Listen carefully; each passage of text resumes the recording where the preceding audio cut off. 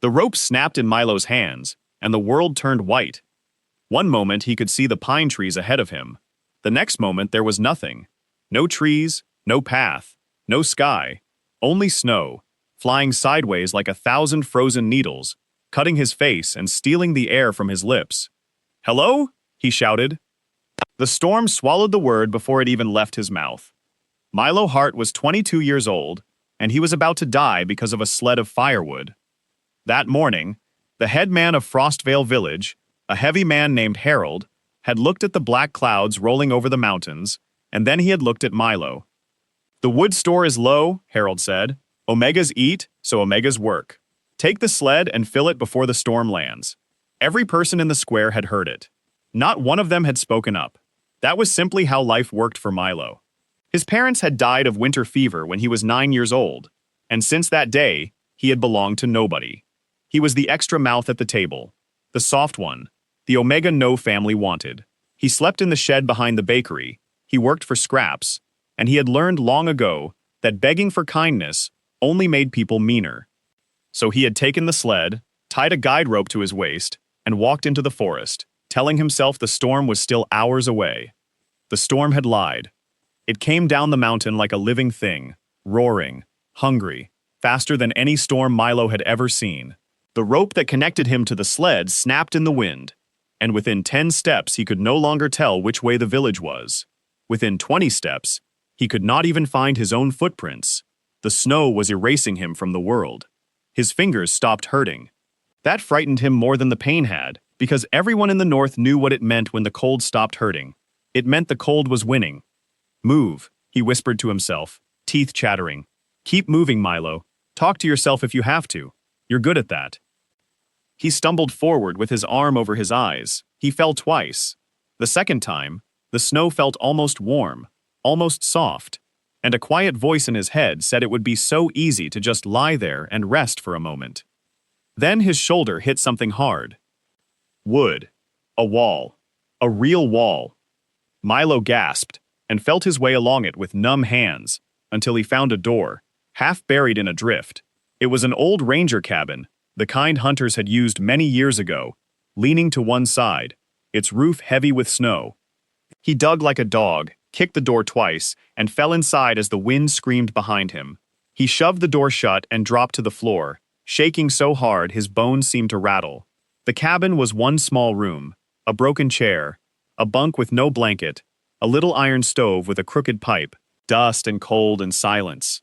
"Home sweet home," Milo croaked, and laughed, because laughing was better than crying, and his tears would probably freeze anyway.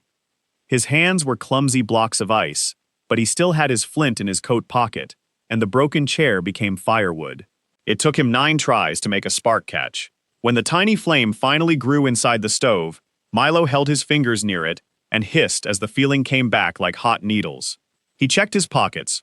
1 strip of dried meat, half a candle, a folded green scarf his mother had knitted a lifetime ago, the only thing of hers he had left. That was everything he owned in the world. 1 strip of meat, he said to the empty room. So we're rich then. Outside, the storm howled louder, as if it were angry that he had escaped. The walls creaked, snow hissed against the window like sand. Milo pulled his knees to his chest and told himself he would live through the night, and tomorrow he would find the village, and Harold would shout at him about the lost sled, and life would go back to being cold and small and lonely. That was when the door exploded open. Milo screamed and threw himself backward. Wind and snow burst into the cabin like a white wave, killing half the light, and inside that wave stood a shape that made his heart forget how to beat. A wolf. Not a normal wolf. This animal was enormous, black as a starless night, its shoulders as high as Milo's chest, its breath steaming in great clouds. Its eyes caught the firelight and burned like 2 embers. Snow whirled around it, as if the storm itself had walked in on 4 legs. Milo could not move. He could not even scream a second time. Every story from his childhood poured through his head at once. Stories of the wild wolves of the high passes, beasts that could take down a horse. The wolf took 1 step forward, then its front leg buckled, and the great animal crashed against the doorframe. That was when Milo saw the blood.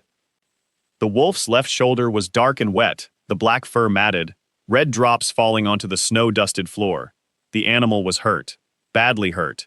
It pushed the door shut with its own huge body, as if it understood doors, then sank down against the wall, sides heaving, those ember eyes never leaving Milo. For a long moment, the only sounds were the storm and the fire and two frightened heartbeats. "Okay," Milo whispered at last, pressed flat against the far wall. "Okay, you're hurt. I'm small. Let's both just stay calm." The wolf watched him. Milo had a problem, and everyone in Frostvale knew it. When he was scared, he talked. Words fell out of him like water from a cracked jug. So as the minutes crawled by and the wolf simply lay there bleeding, Milo began to talk. "You picked a terrible cabin, you know. There's no food. Well, there's one piece of dried meat, but I saw it first. There's also a broken chair, but I'm burning that. So really you've been robbed twice already." The wolf's ear twitched. "You're bleeding on the floor," Milo went on, his voice shaking. That's a lot of blood, actually. If you die in here, I'll be stuck in a snowstorm with a giant dead wolf. And honestly, that might be the worst thing that has ever happened to me, and I once fell into the village well on my birthday." The wolf huffed. It almost sounded like a tired laugh. And maybe it was the cold making him foolish, or maybe it was the simple fact that Milo Hart knew exactly what it felt like to be hurt and alone while the whole world looked away. But slowly, inch by inch, he crawled across the floor toward the most dangerous animal he had ever seen. The wolf's lips pulled back, a low growl filled the cabin, deep as thunder under the ground. "I know," Milo whispered. His hands were trembling. "I know. Big teeth. Very scary. Message received. But you're going to bleed out, you stubborn thing, and I can't just sit here and watch." He untied his mother's green scarf from his neck. "This is the only thing I have left of her," he said softly. "So if you eat me after this, I want you to know that's extremely rude." The growl faded. The ember eyes studied him with something that did not look like animal thinking at all. It looked like a decision being made. Milo reached out and pressed the folded scarf against the wound. The wolf flinched, muscles hard as stone under his hands, but it did not bite. It did not even snap. It simply watched him, breathing hard, as this small, frozen human leaned all his weight on the wound to slow the bleeding and tied the scarf tight with clumsy fingers. "There," Milo breathed when it was done. He sat back, dizzy from fear. "Don't pull it off. I mean it." Then he took out his one strip of dried meat, looked at it for a long, sad moment, and tore it in half. "Here." He placed the bigger half in front of the wolf's nose. "Guests eat first. That's what my mother used to say. We didn't have guests, but she said it anyway." The wolf stared at the meat, then at the boy, as if it could not understand what was happening. Outside, the storm rose to a scream. The fire shrank, the cold crept back through the walls, and Milo's shivering returned, worse and worse, until his teeth sounded like tiny drums. The broken chair was almost gone. There was nothing left to burn, and the night had not even reached its darkest hour. Milo looked at the great black wolf. The wolf looked at him. "You're warm," Milo said through rattling teeth. "You're basically a furnace with legs. And I'm going to freeze to death over here in my corner, and that seems like a waste, honestly, after I gave you my dinner."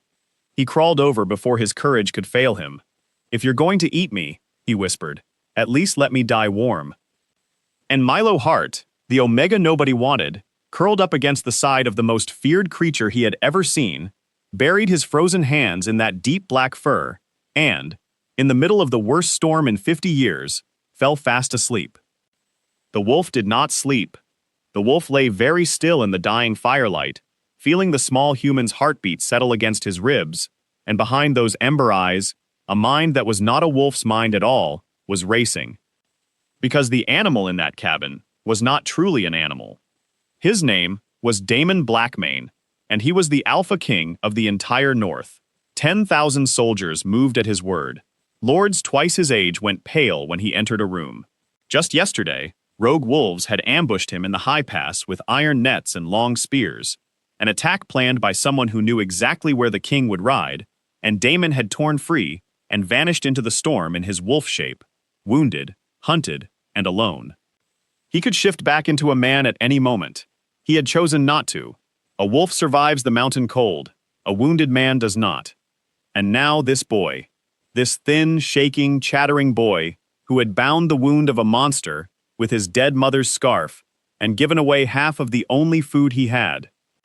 Nobody touched the black wolf. Grown warriors would not do what this boy had just done. Then the wind shifted through the cracks in the wall. The frost in the air thinned for a single breath, and the boy's true scent reached him at last. Winter roses, and warm bread, and something underneath that had no name at all. Something that hit Damon Blackmane like a war hammer to the chest. Every alpha in the north knew the old truth. Once in a lifetime, if the moon is kind, a wolf finds one scent in all the world that is made for him alone. His mate, his fated mate, was a village omega in a torn coat, fast asleep against a king he thought was a beast. Damon closed his eyes and made the second choice of the night, and it was this. He would not shift back. Not yet. Because the moment this boy learned what slept beside him, all this fearless, foolish honesty would die, and it would be replaced by bowing and terror, like everyone else. Far away, carried on the storm wind, came the faint howling of the rogues, who were still hunting his blood trail. Slowly, silently, the Alpha King of the North curled his great body around the sleeping Omega, placed himself between the boy and the door, and waited for morning with his eyes wide open. Milo woke up alone, and for 3 terrible seconds he thought his heart would stop. The fire was dead. Gray morning light leaked through the frosted window, the storm was still screaming outside, and the giant black wolf was gone, as if the whole night had been a freezing dream.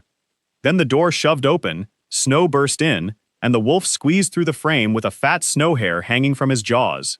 He limped across the room and dropped it at Milo's feet like a gift.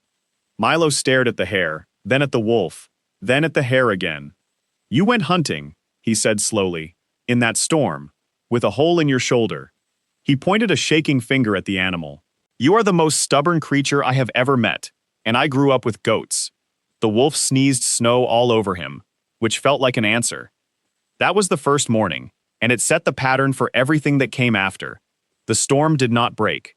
It sat down on the mountain like it planned to stay all winter, and the world shrank to one small cabin, one small Omega, and one enormous wolf. Milo skinned the hare with his belt knife and cooked it over a fire made from the last of the chair and a broken shelf he found under the bunk. He ate slowly, and he noticed that the wolf, who could have swallowed the whole animal in 4 bites, quietly nudged the best pieces toward him instead. "You need a name," Milo announced with his mouth full. "I can't keep calling you wolf. It's rude. It's like calling me human." The wolf's ears turned toward him. "You're black as a winter night. You're grumpy, and you're the size of a small horse." Milo nodded to himself. "Bear. I'm going to call you Bear." The wolf gave him a long, flat look. If an animal could be insulted, this one was. "Oh, don't make that face. Bear is a strong name. Bear is a wonderful name." Milo grinned for the first time in days. "It's decided. Congratulations, Bear." And so the great black wolf became Bear, and something impossible began to happen inside that frozen little cabin. Milo stopped being afraid. He checked the wound every morning, unwrapping the green scarf with careful fingers, cleaning the deep gash with melted snow he boiled over the fire. Bear held perfectly still each time, even when it clearly hurt, watching Milo's face instead of Milo's hands. "You're a strange one," Milo murmured on the second day, tying the scarf back in place. "Any other wild wolf would have taken my arm off by now. Sometimes you look at me like you understand every word I say." Bear looked away very quickly and became extremely interested in the wall. At night, they shared the bunk. Or rather, Bear took the bunk, because he was simply too large to argue with, and Milo curled against his side under his thin coat. "You are hogging the entire bed," Milo complained on the 3rd night, shoving uselessly at a mountain of black fur. "You did this last night too. I get one corner, one. I've slept in a shed for 13 years, Bear, and even the shed gave me more room." Bear stretched out even further with a deep, satisfied sigh. "Unbelievable," Milo muttered, and fell asleep smiling anyway. On the 4th day, the wood ran out, and the cold got teeth again. Milo bundled himself in everything he had. "There's a dead pine leaning behind the cabin," he said. "I saw it when you dragged me out to, well, you know. Do your business. I'll break off what I can carry. Stay here. Rest that shoulder." "I mean it." Bear rose immediately. "No, bad wolf. Sit." Bear did not sit. Bear had never once obeyed him, and clearly had no plans to start now, so they went out together into the shrieking white, Milo holding the wolf's fur with one hand, so the wind could not steal him. The dead pine was right where he remembered, and its lower branches snapped off easily, dry enough to burn. Milo stacked wood into his arms, shouting cheerful nonsense over the storm, and took one step to the side to reach a thicker branch. The ground made a sound like a whip crack. Milo looked down and understood, one heartbeat too late, that the smooth white surface under his boots was not ground at all. It was the frozen stream, hidden beneath the snow, and it was breaking. The ice opened and swallowed him to the waist. The cold was beyond anything he had ever felt. It was not cold like winter. It was cold like dying. Black water grabbing his legs, dragging at him, his hands clawing at ice that broke away in slabs each time he caught it. He tried to scream, and the storm stuffed the sound back down his throat. Then jaws closed on the shoulder of his coat. Bear hauled backward with the strength of something out of an old legend. Milo shot up out of the water and onto solid snow, and the wolf did not stop, dragging him bodily away from the broken stream, through the drifts, through the doorway, into the cabin. Milo could not speak. His whole body was one violent shiver, his soaked clothes already stiffening with frost. His fingers would not work. His thoughts came slow and strange, and some distant part of his mind whispered that this was how his parents' fever had started, with cold that got inside the bones. Bear moved like he had done this before. He knocked the stacked wood toward the stove with his nose, then pressed Milo down onto the bunk and wrapped his massive body around him, chest to chest, tail over legs, a living wall of heat. He licked the ice from Milo's hands, rough tongue forcing the blood to move, and made a low, steady rumbling sound in his chest, over and over, like a drumbeat saying, "Alive, alive, alive." It took a long time before Milo's shivering finally slowed. When it did, he pressed his face into the black fur, and he cried. He cried the way people cry when nobody has held them in 13 years. Great, ugly, gasping sobs that shook his whole body, while the wolf curled tighter around him and let him.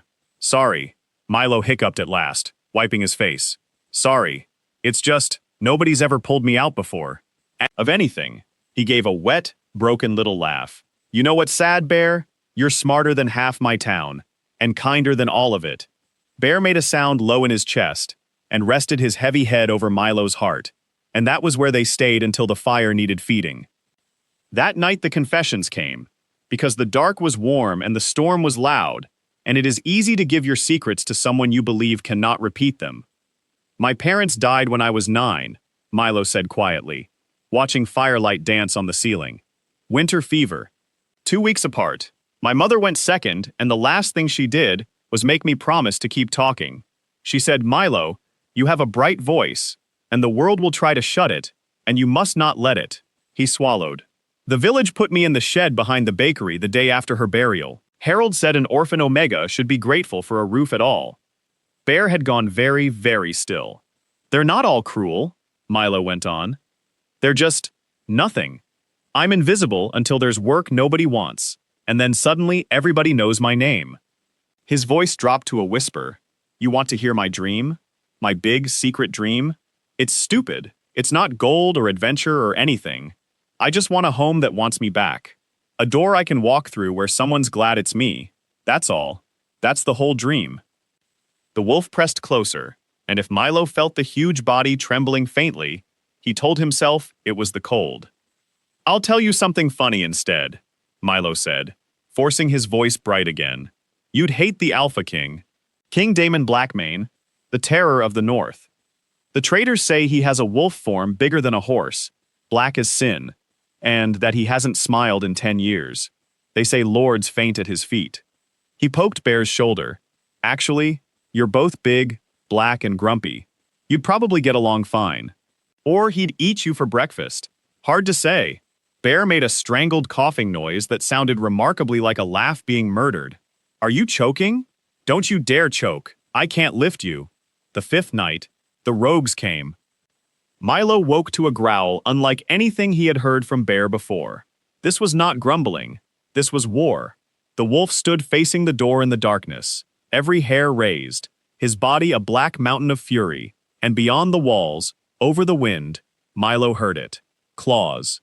Scratching along the outside of the cabin. Slow, testing, and then, close to the window, a wet, snuffling breath. Something out there was smelling for them. Bear, Milo breathed, cold all over. Bear, what is that? Shapes crossed the frosted window. Two of them, big, wrong, moving with a nasty patience, circling the cabin the way hunters circle a trap they know cannot open. The door handle rattled. What happened next, Milo would remember for the rest of his life. Bear stepped in front of him, planted his feet, and roared. It was not a howl. It was not a growl.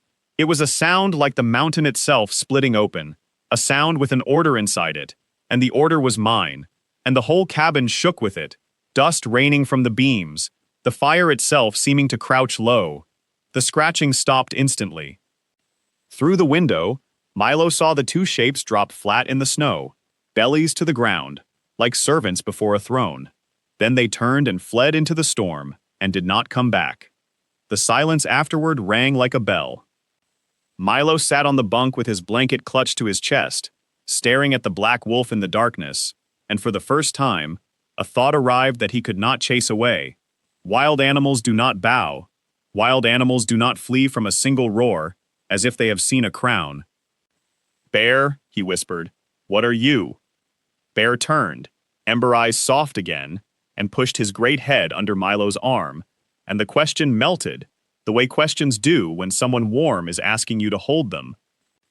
On the 7th day, the wound went bad. Milo knew the moment he unwrapped the scarf. The skin around the gash was angry and swollen, and heat poured off the wolf like off a stove. By evening, Bear could not stand.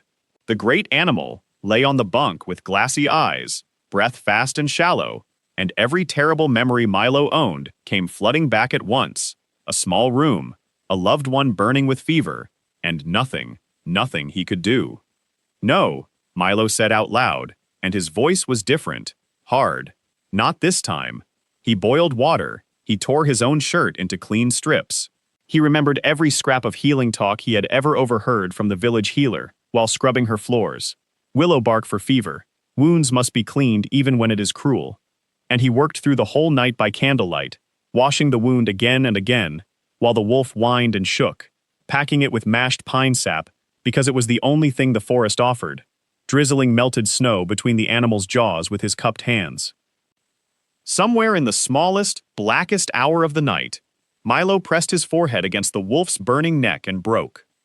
Listen to me, he whispered fiercely. You don't get to die. Do you hear me? Everybody leaves. Everybody. But not you. You're the first friend I've ever had. You're my first friend, Bear. So you fight, and you stay, because I am asking you to. He did not know that the fevered creature heard every single word, and that behind those glassy ember eyes, a king was carving the words into his heart. At dawn, the fever broke. Milo woke, slumped over the wolf's side, stiff and tear-streaked, to the feeling of a warm tongue dragging across his cheek, and he laughed and sobbed at the same time, and threw his arms around the animal's huge neck. You absolute nightmare, he choked. You stayed. And that was the morning the storm finally died. The silence outside was so complete, it felt holy. Sunlight, real golden sunlight, blazed through the frost on the window and turned the whole cabin into a lantern. Milo shoved open the door and stood blinking at a world made entirely of white diamonds, mountains glittering all the way to the sky. We made it, he breathed. Bear, look, we actually made it. Then he heard the horns. Long, deep, brass horns, echoing up the valley, answered by another, and another, coming closer.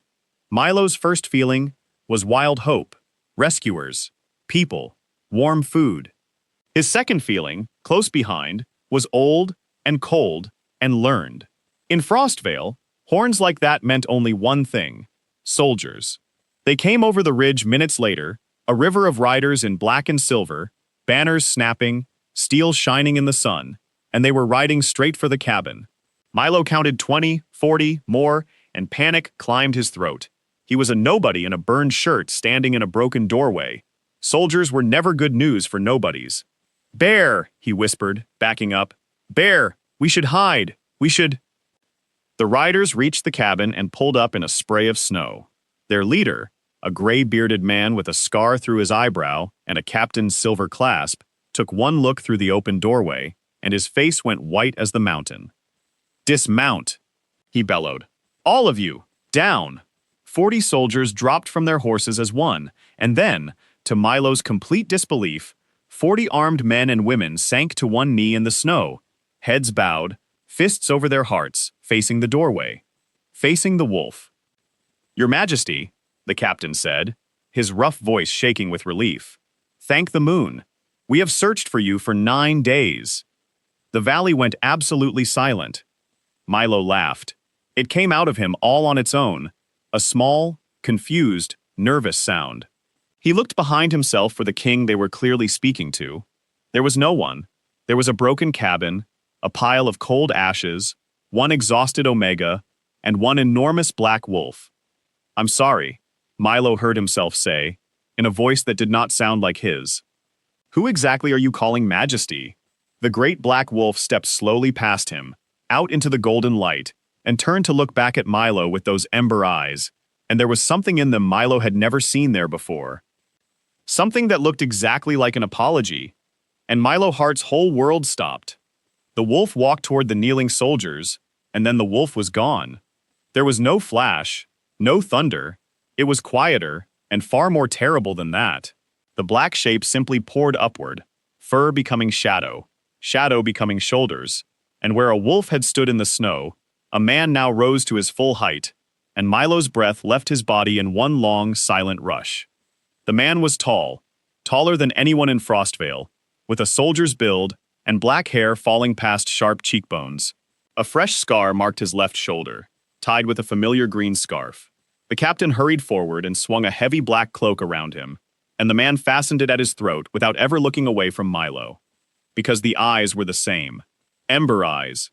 Bear's eyes. "No," Milo whispered. The pieces fell into place like stones falling on him one by one. The wolf who understood doors. The wolf who understood words. The roar that made monsters bow. Big, black and grumpy, hasn't smiled in 10 years, a wolf form larger than a horse. Milo had described the Alpha King to the Alpha King's own face, and joked that someone might eat him for breakfast. He had named the ruler of the entire North Bear. He had scolded him about hogging the bed. He had flicked snow at his nose. He had cried into his fur and told him every secret he owned, and slept on top of him for 7 nights. And all that time, it had been King Damon Blackmane listening. Milo's legs folded.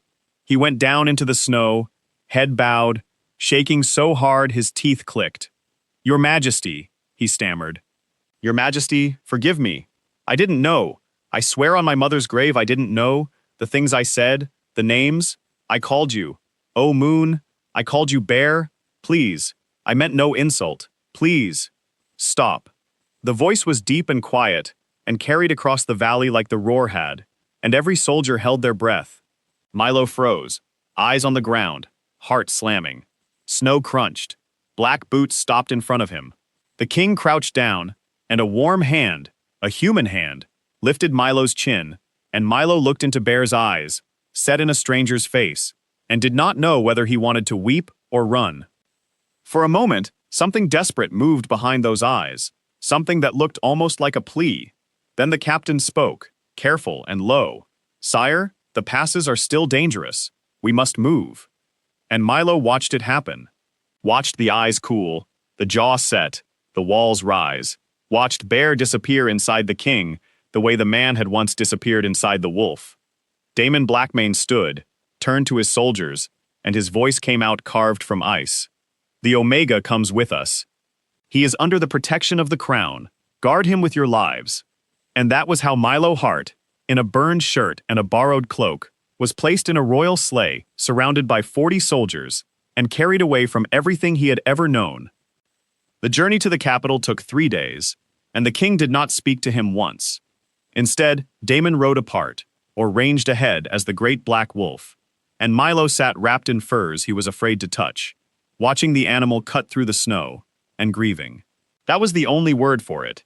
Grieving, absurdly, for a friend named Bear who had never existed, while the person who had actually held him every night rode 50 feet away like a stranger. The soldiers were kind in a stiff, terrified way. The gray-bearded captain, whose name was Ross, personally brought him hot food at every stop and answered his questions in short, careful sentences. It was Ross who told him about the ambush. Rogue wolves, iron nets, long spears, an attack on a mountain road only a handful of people had known the king would take. "Someone sold him," Milo said quietly. Ross's jaw tightened. "That, young sir, is the question eating the whole north." On the third evening, they came over a rise, and Milo forgot how to breathe. Blackstone Keep filled half the sky, a fortress of dark towers growing straight out of the mountainside, windows blazing gold, banners of black and silver rolling in the wind, and below it, a city larger than 1,000 frost veils, lanterns glittering like a fallen field of stars. "Home," said Ross. "Yours, maybe," Milo whispered.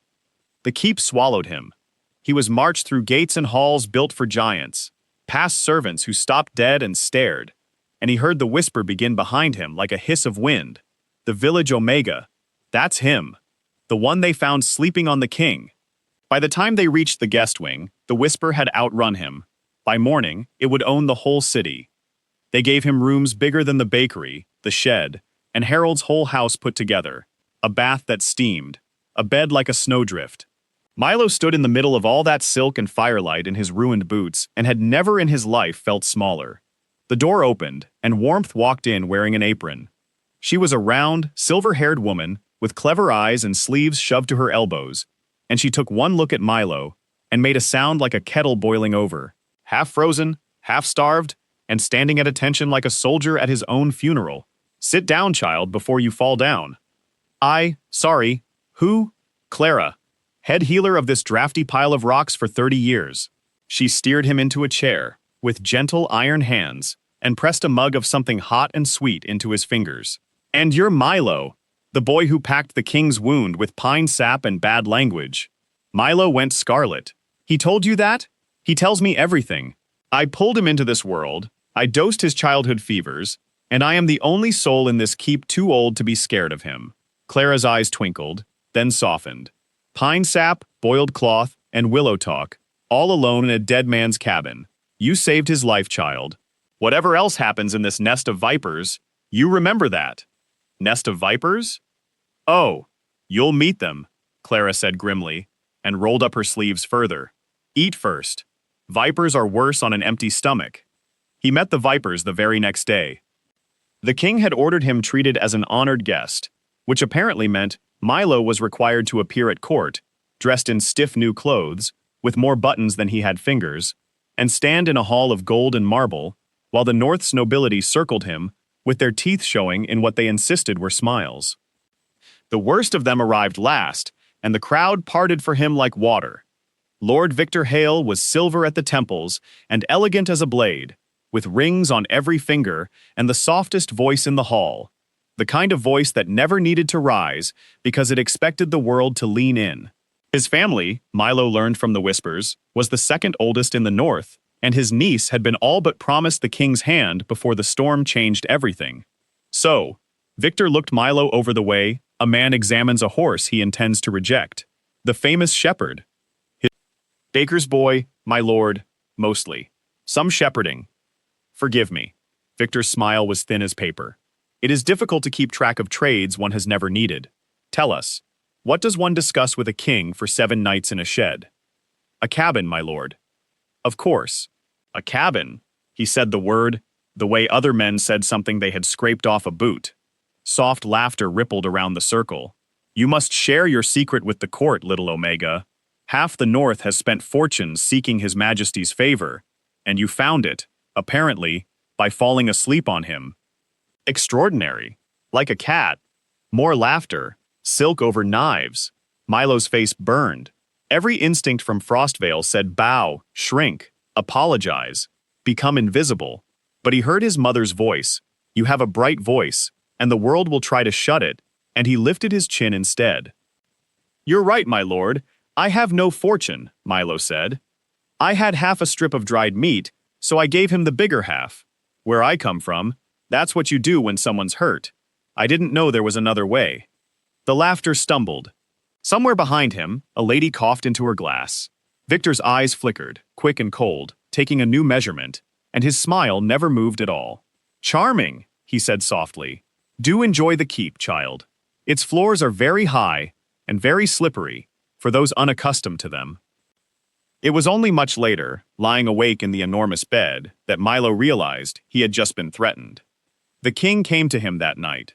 A knock, and then Damon filled the doorway, crownless, in a plain dark shirt, and the room shrank around him. Milo shot to his feet and bowed low, spine straight, eyes down, exactly the way the palace steward had drilled him. Your Majesty honors me. Silence. Then, quietly, don't. Don't what, Your Majesty? That.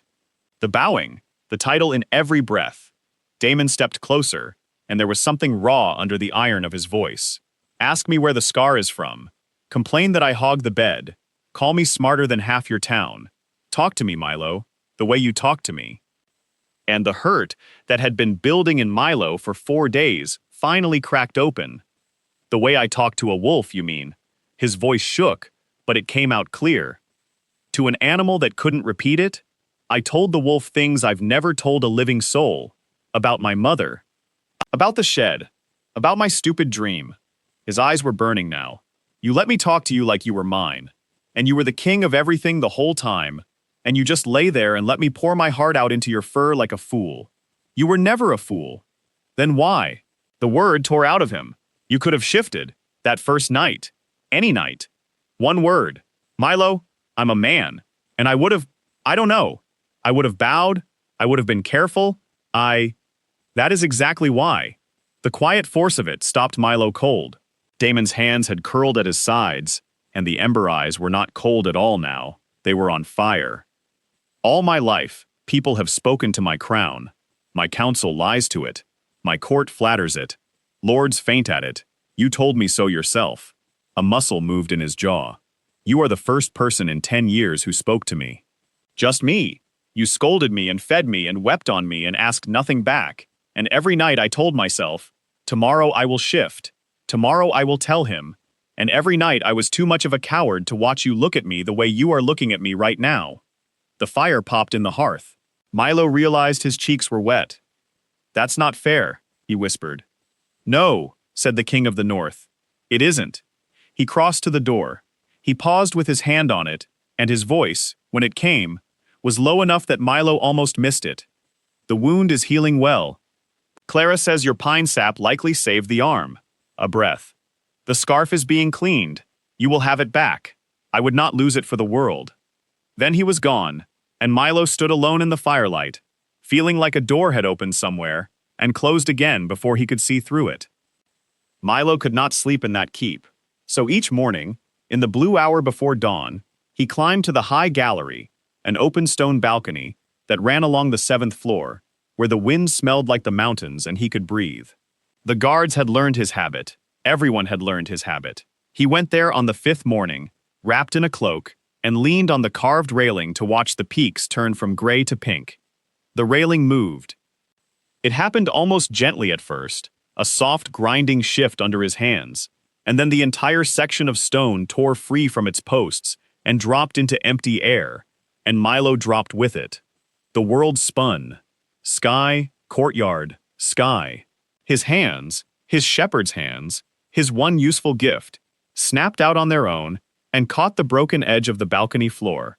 And then he was hanging 7 stories above the flagstones, boots kicking over nothing, the fallen railing shattering below him, with a crash like the end of the world. And he heard someone screaming, and understood dimly that it was him. His fingers began to slip on the frost-slick stone. Then a hand like a steel trap closed around his wrist.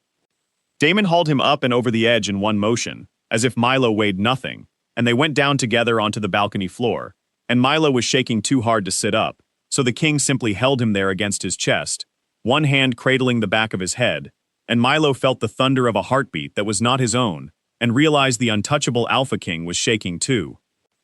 I have you, Damon was saying, rough and low, over and over. I have you. I have you. The railing, Milo gasped. It it broke. It just broke. But Damon had gone still. Over Milo's shoulder, he was staring at the broken posts, at the iron bolts that had held the railing to the stone for 200 years. Milo turned to look, and even he could see it. Even a baker's boy could see it. The bolts were not rusted through. They were not snapped or worn. They were cut, filed almost clean, smooth and bright, and left hanging by a hair, on the one balcony in the whole keep where everyone knew the village Omega stood alone each dawn. Milo heard the king's breathing change. When Damon spoke, his voice was softer than Milo had ever heard it, and it was the most frightening sound in the world. "Ross," he said, to the captain pounding up the stairs, "double the guard on him, quietly, and bring me the mason's records for this wing." He looked at the bright-cut metal, and his eyes were embers again. "Someone in my house has just made the worst mistake of their life." Far below, across the courtyard, a curtain in the east tower fell back into place. The winter assembly came at week's end, the great yearly gathering of every noble house in the north.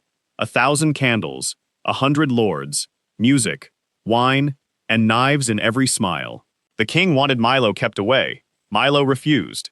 "If I hide, they win," he said. "I've been hiding my whole life. I'm tired, Damon." It was the first time he had used the name. Neither of them mentioned it. Both of them heard it.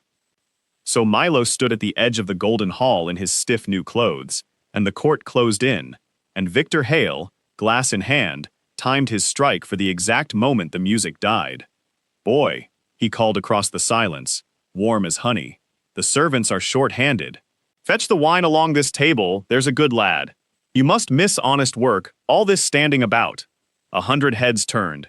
It was a leash, thrown in public, an order given to the king's guest as if he were staff, and every noble in that hall understood it perfectly. Refuse and be called proud. Obey and be a servant forever. Milo saw the trap. Milo had grown up inside traps like it. He walked to the table, took up the heavy silver jug, and poured Victor's cup full with steady hands and a bright, easy voice. "Gladly, my lord. My mother taught me that no honest hands were ever shamed by serving, though she did say the shame goes somewhere.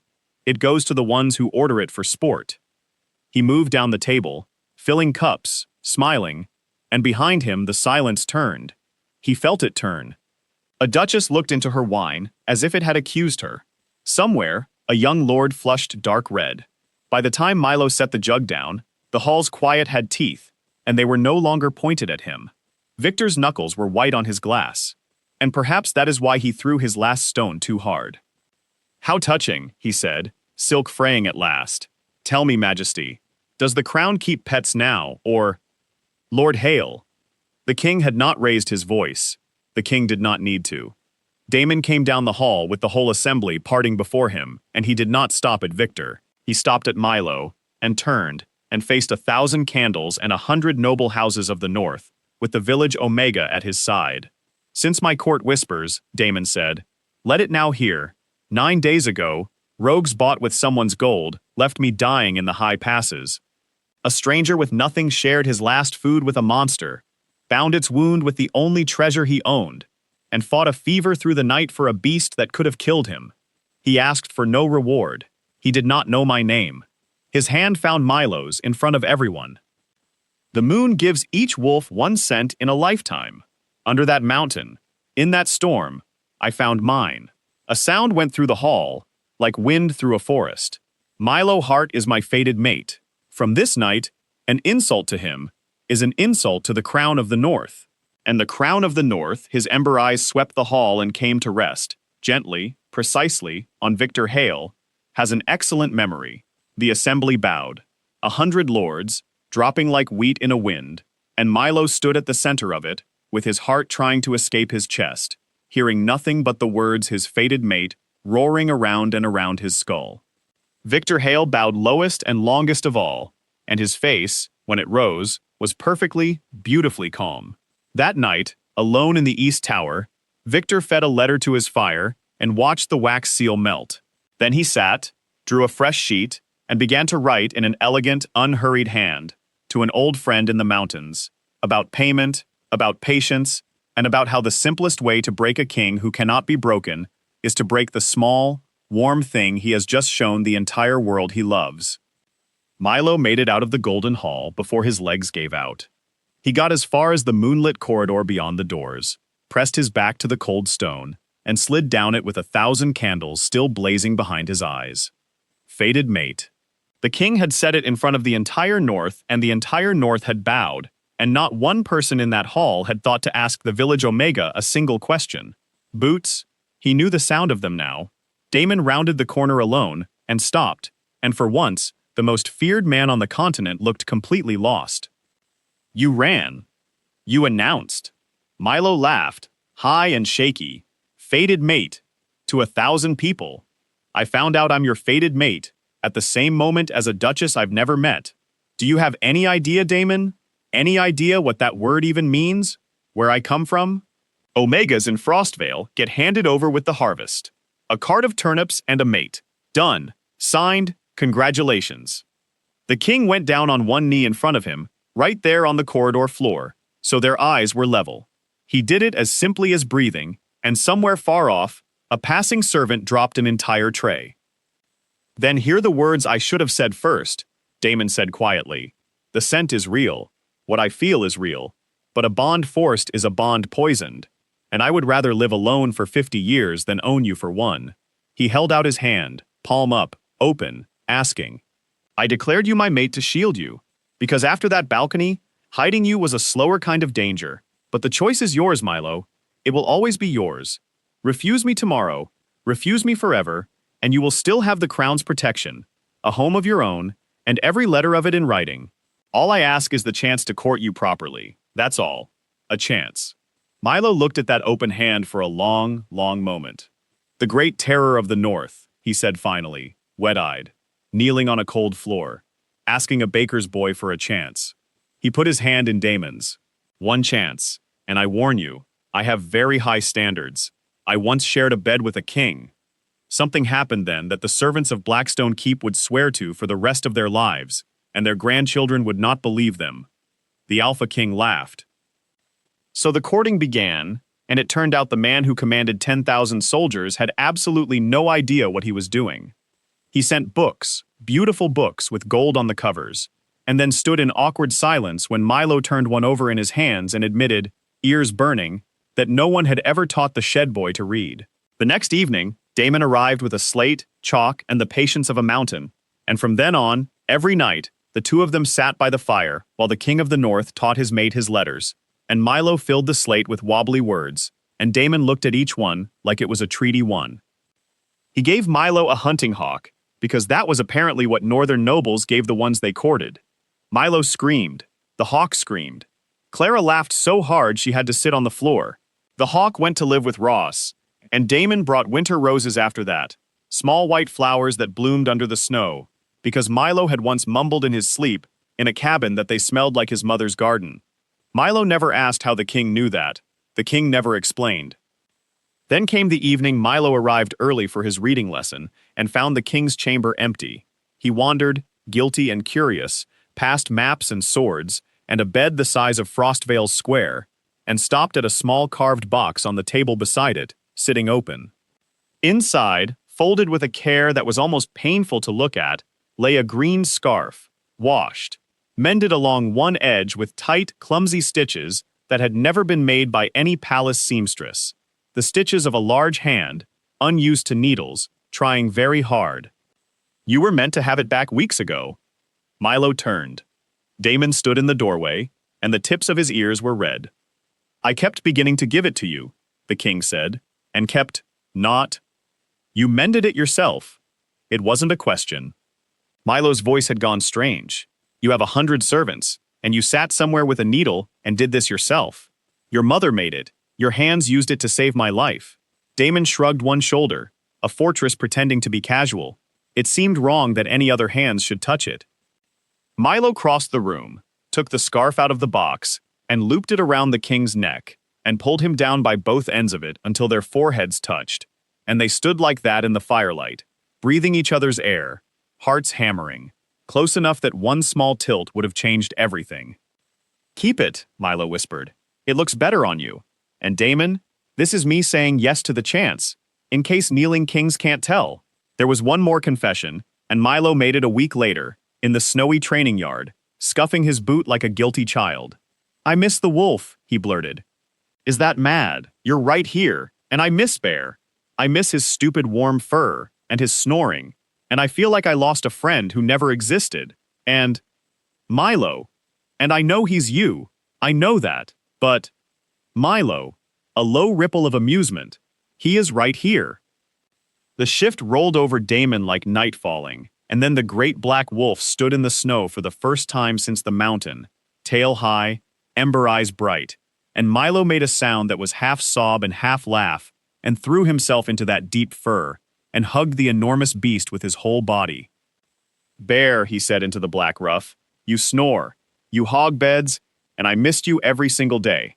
The wolf knocked him flat into a snowdrift and stood over him, huffing his laugh that was not a laugh, and for one whole golden hour, a king and an omega played in the snow like children, while half the palace watched from the windows, and the other half pretended very hard that they weren't.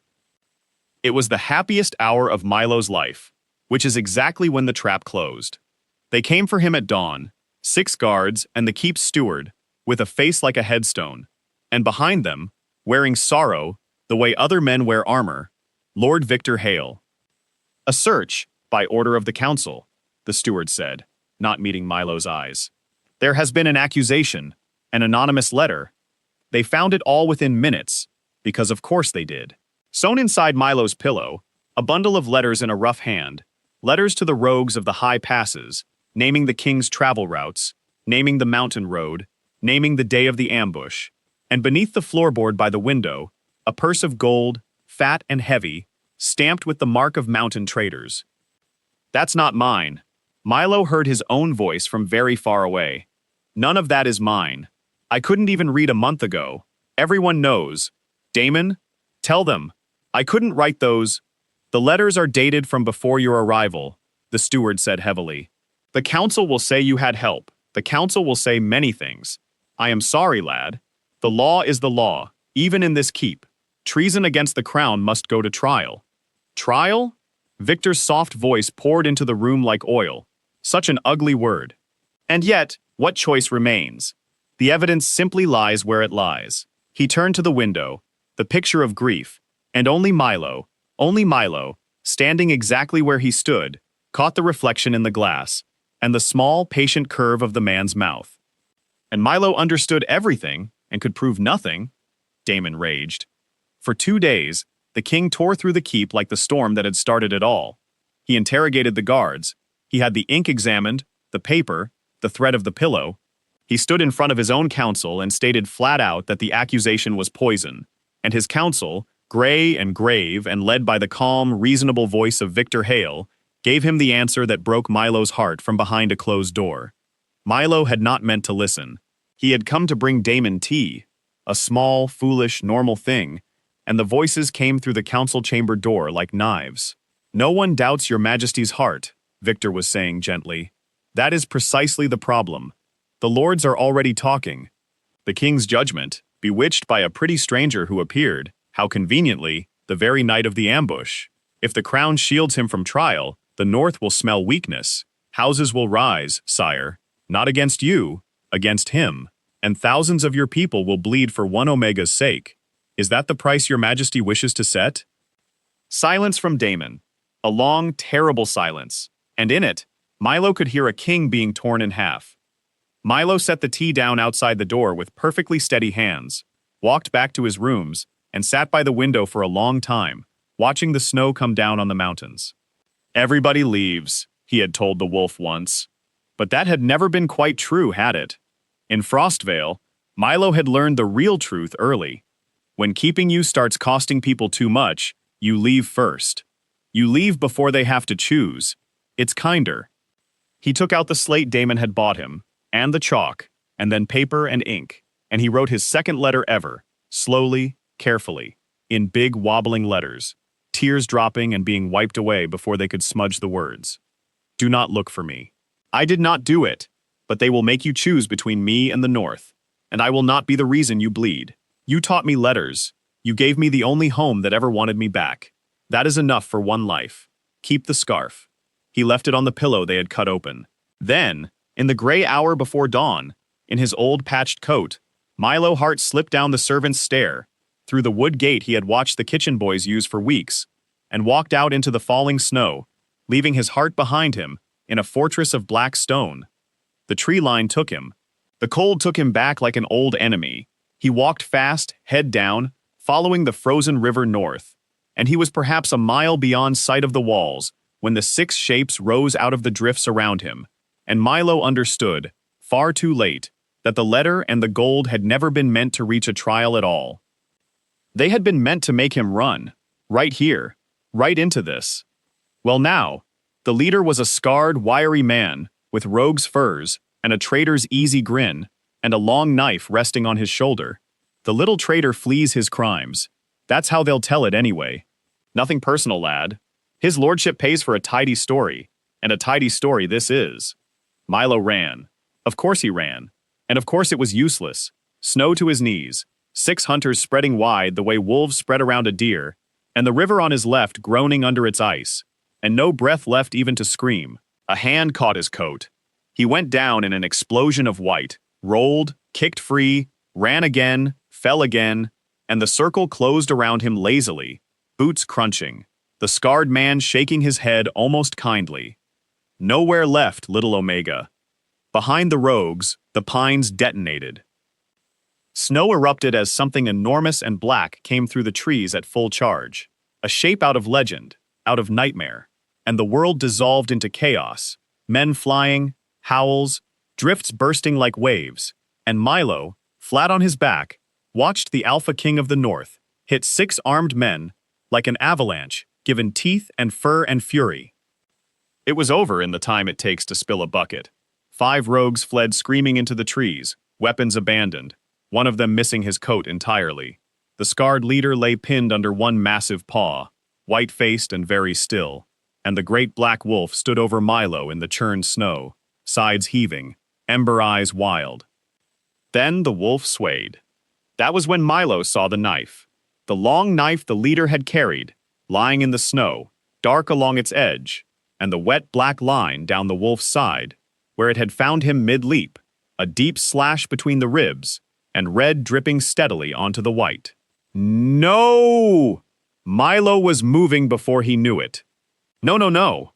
The wolf's legs folded, and the mountain of black fur came down in the snow, exactly as it had once come down against a cabin doorframe a lifetime ago.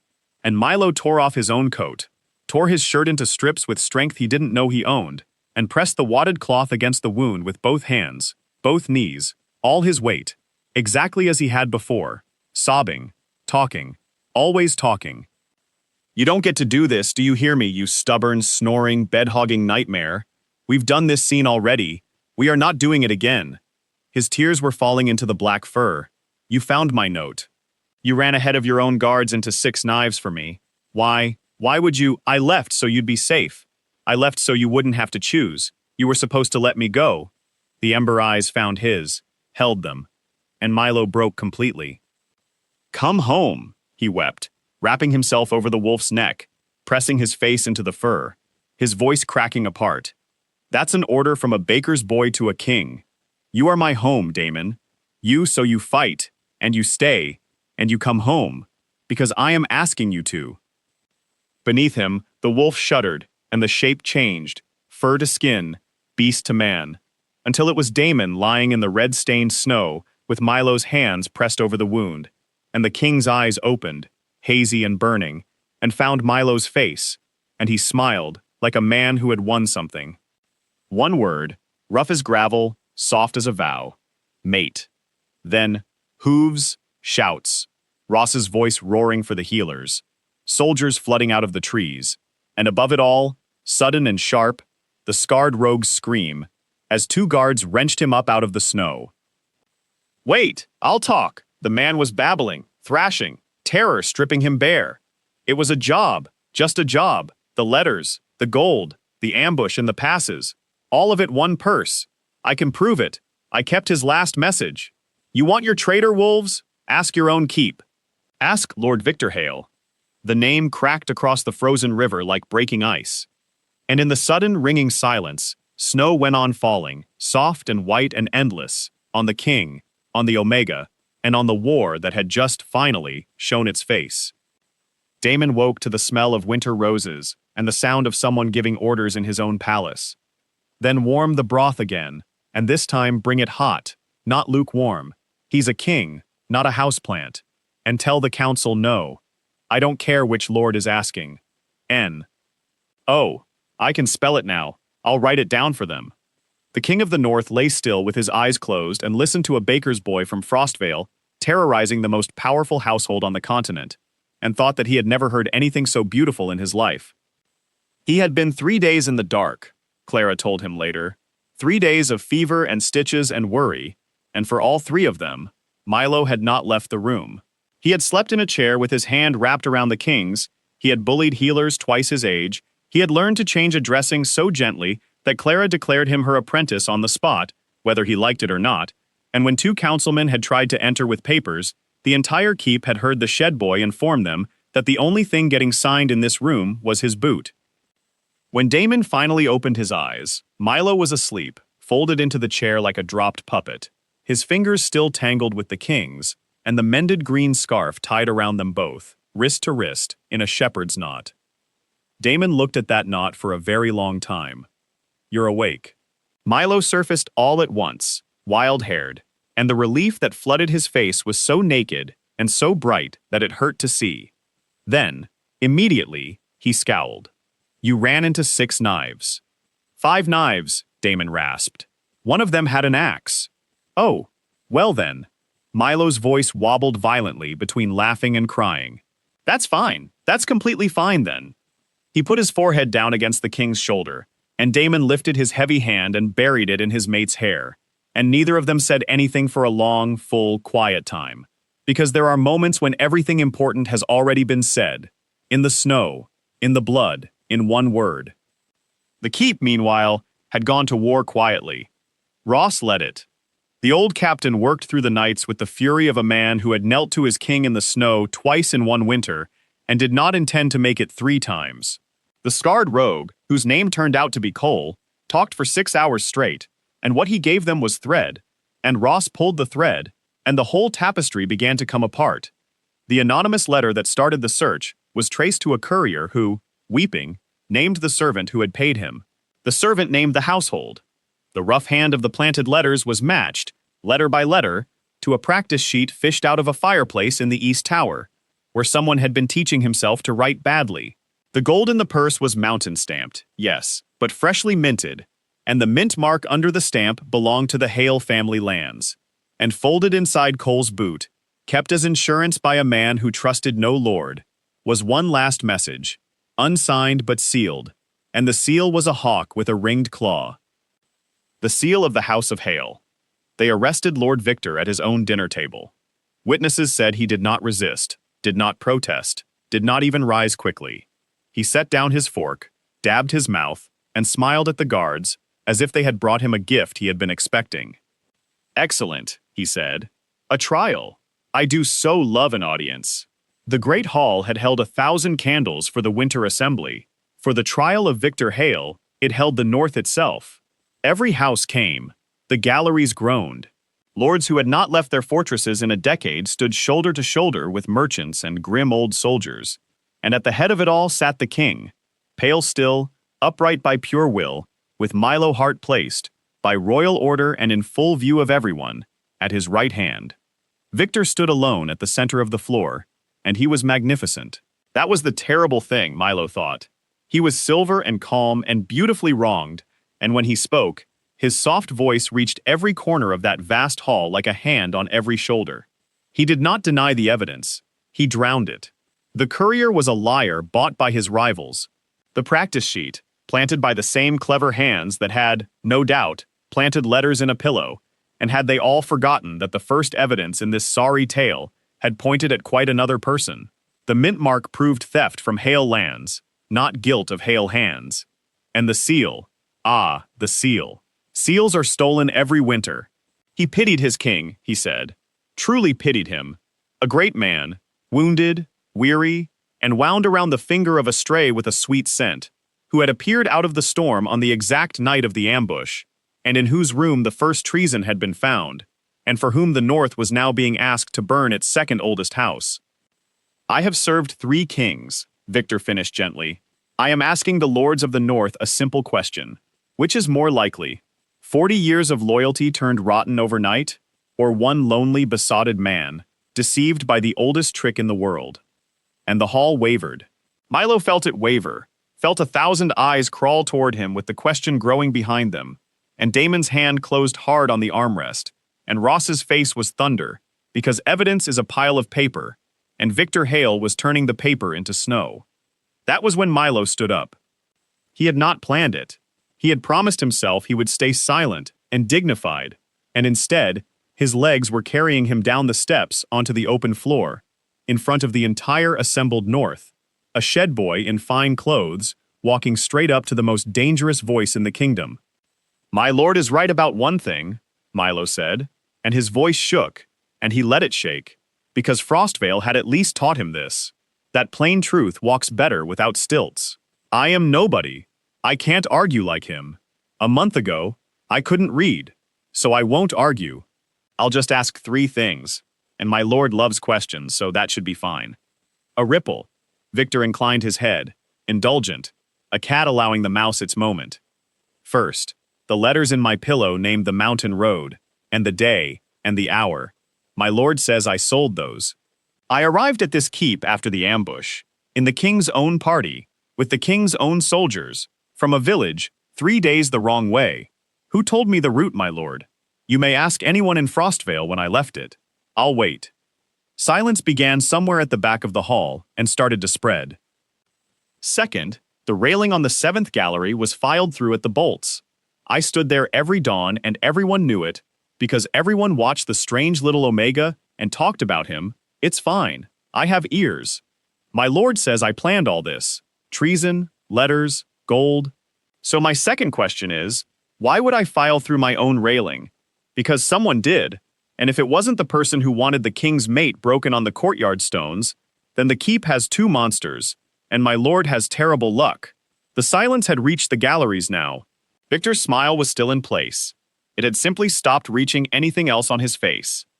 Third, and here Milo turned, away from Victor, to the sea of hard northern faces above him. The night I was accused, I ran. That was foolish, and it was the plan. I know that now. But hear why I ran. I stood outside a door and listened to this man tell my king, so gently, so reasonably, that keeping me would cost thousands of your lives. Houses will rise, he said. Your people will bleed for 1 Omega, he said. Milo's voice cracked and held. I'm a baker's boy. I've been cold, and I've been hungry, and I've been nobody. But I have never once in my life been worth someone else's blood. So I ran, in the snow, alone, to keep the peace of the North. And 6 knives were waiting for me at the tree line, in the one direction I would run, on the one morning I would run it. He looked back at Victor Hale then, and there was no anger left in his face at all, only a terrible, simple sadness. For a man who fears war so much, my lord, peace keeps almost killing me. The hall broke. It did not break loudly. It broke the way ice breaks, one long groan, and then everywhere at once, lords turning to lords, the galleries boiling, the Duchess who had once laughed into her wine, now on her feet and pointing at Victor with her whole arm, and above it all the steward crying for order, and getting none, because the North had made up its mind, and the North does not change it back. Victor Hale looked around the hall at 40 years of carefully purchased faces turning away from him one by one. Something behind his eyes finished its arithmetic and arrived, at last, at 0. So he lunged. He was old, but he was fast, and he had stood all trial 2 paces from a young guard whose sword hilt sat loose, and the blade sang out of its sheath into his hand, and the hall's roar became a scream, and Victor Hale came across the stones not at the king, but exactly where the king had known he would go, at the small, warm thing the crown loved. At Milo, 3 things happened in the same heartbeat. Ross bellowed. Milo froze, and the shift rolled over Damon Blackmane in front of the whole gathered North, thrown to floor, in a single black arc, and the great wolf's shoulder took Victor in the chest and threw him the width of the hall, the sword ringing away across the stones like a dropped coin. Victor rolled, came up running, and did the last mad thing left to a man with nothing. He ran for the light, through the tall doors to the winter terrace, over its low wall, down the bank, and straight out onto the wide white surface of the keep's frozen lake, fleeing across the ice for the far dark trees, with a wolf, 100 guards, and the justice of the whole north rising behind him. He made it 40 paces before the lake spoke. Everyone heard it. A boom, deep and hollow, rolling under the ice like a bell under a floor, and Victor Hale stopped running, alone in all that white, and the whole north crowded the terrace rail and watched cracks open around his feet like slow black lightning. "Don't move!" Ross roared. "Flat! Get flat, man!" Perhaps he was too proud to crawl. Perhaps, after everything, he simply could not bear one more order. Victor took a step, and the lake opened and swallowed him and closed its white lips over the hole, and a sound went up from the terrace that had no words in it. The guards surged, then stopped, helpless, ice groaning warnings at their weight. Too far. Too thin. Everyone saw it. Cold arithmetic. A traitor. A frozen lake. A fitting end writing itself while the North watched. Milo was already over the wall. He heard Damon's roar behind him and did not stop. He was light. He was Frostvale light, shed-fed and slight, and he ran flat and fast where armored men could not, snatching up the terrace's coiled banner rope as he went, and threw himself down to slide the last 10 paces on his belly as a white hand broke the surface and clawed at the edge of the hole. "Take it!" Milo screamed, hurling the rope's end. "Victor, take the rope!" The hand found it.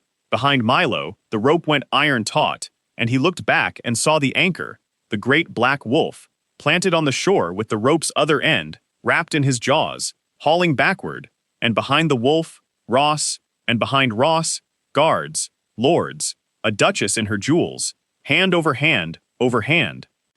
They dragged Victor Hale out of his grave, and the North dragged its enemy up the bank, and Milo crawled off the groaning ice into a crushing embrace of black fur, and on the shore of the frozen lake, coughing, shaking, wrapped in a guard's cloak, the Silver Lord looked up at the Omega who had just refused to let him die, and for the first time in 40 years, Victor Hale had absolutely nothing to say. The sentence came at dusk. The law of the North was older than the keep, and for treason against the crown, the law knew one punishment only, and every soul in the hall knew its name, and no one said it, and everyone waited. The king looked at his council, then the king looked at his mate. "Ask him," Damon said. 1,000 faces turned. Milo stood slowly and looked for a long moment at Victor Hale, kneeling in chains where his soft voice had ruled that floor an hour before. "I grew up being told what I was worth," Milo said quietly. "It makes you cruel or it makes you kind, and you get to pick. My lord picked, long ago, now I pick." He took a breath. "Let the sentence stand written, and let it never fall. Strip the name, strip the lands. Send him beyond the mountains, alive, an old man with no title and no gold, and every winter he lives out there, let the North tell it this way. Its king kept the law, and its king's mate chose life. Let that be what we are." The hall was silent for 3 heartbeats. Then the stamp of it began, boots and fists and sword hilts on stone, the North's rough thunder of ascent, rolling around the hall in waves, and under that thunder, Victor Hale, stripped and spared, bowed his silver head to a baker's boy, and this time it reached his eyes. Winter turned, the passes opened, and the North began, creakily, wonderfully, to change. The king's first decree that spring bore 2 signatures, one strong and slashing, one round and wobbly and carefully proud, and it was read out in every square of every village, including one particular square in Frostvale, where a heavy man named Harold went a remarkable shade of gray. Omegas of the North could no longer be handed over like harvest goods. Omegas could hold land, keep their wages, refuse a match, and learn their letters. And to that last purpose, schools would open in every district, the first of them, by special order, in a certain village at the foot of the Storm Mountains. Harold arrived at the keep 3 weeks later, hat literally in hand, sweating through a rehearsed speech about how Frostvale had always cherished its dear Milo, its favorite son, practically family. Milo received him kindly, gave him tea, let him finish every word. Then he said, "The shed behind the bakery, you'll tear it down and build the schoolhouse there, and the village children will eat a hot meal in it every winter noon. Whoever their parents are, whatever they are, the crown will pay for all of it. You'll manage it honestly, because Captain Ross's soldiers will check the books twice a year, and Harold, they are very good at books." Harold bobbed and swore and thanked and fled. Clara, who had listened from the doorway with her arms crossed, sniffed. "You could have taken his house, child. The king would have given you his whole village on a plate." "I know." Milo watched the man scurry across the courtyard and found, to his own surprise, that the old cold knot behind his ribs was simply gone. "But I meant what I said on the ice, Clara. You get to pick what you are. I picked. They were bonded on the night of the season's last snowfall. There was no cathedral, no golden hall, no 1,000 candles. There was the small pine court under the open sky, snow drifting down soft and slow and shining, and there was Clara, weeping magnificently into an enormous handkerchief, and Ross standing so straight with pride that he seemed in danger of tipping backward, and the whole staff of the keep crowded in the archways, and 2 people in plain white wool standing face to face under the falling snow. They bound hands the northern way, wrist to wrist. The cord they used was a mended green scarf. The vows of the North are short, because the North does not trust long speeches, and so a king said them first, 6 words, rough and quiet. "Where you sleep, I stand guard." And an Omega answered with the 6 words that were his to give, "Where you stand, I am home." And the fated bond settled over them both, like warmth off a stove, like a roof in a storm, and somewhere out in the dark, first 1 wolf, then 10, then every wolf in the mountains lifted its voice, until the whole night was singing, and Milo Hart, the boy nobody wanted, stood in the falling snow, wanted by an entire kingdom, and laughed, with tears shining on his face. The blizzard came back the next winter, as blizzards do. It came down the mountain on a black evening, with its old familiar howl, burying the roads, rattling every window in Blackstone Keep, and at the height of it, a young guard on his first year of service came sprinting into the barracks in a panic, because the king was not in the war room, not in the council chamber, not anywhere.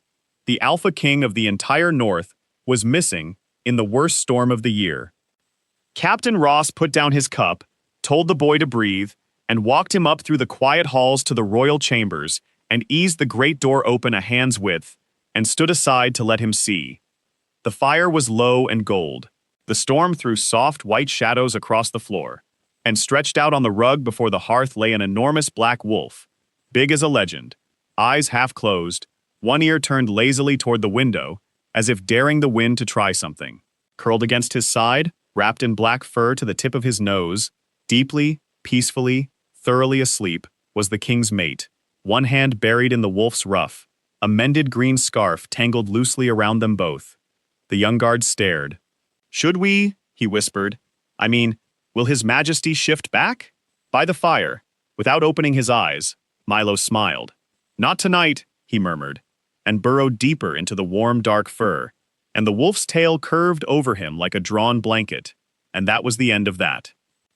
Ross closed the door on them, grinning into his beard, and led the boy away down the sleeping hall, and outside the storm raged on and touched them not at all.